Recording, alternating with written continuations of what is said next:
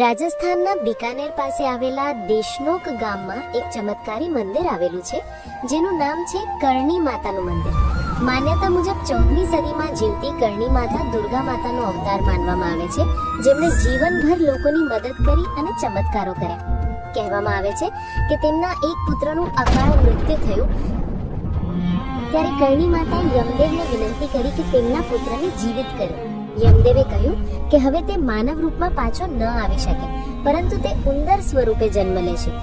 ત્યારથી કરણી માતાએ ઉંદરોને પોતાના મંદિરમાં સ્થાન આપ્યું અને માન્યતા એવી છે કે મંદિરમાં રહેનારા હજારો ઉંદર તેમના કુળજનો અને ભક્તોના પુનર્જન્મ છે.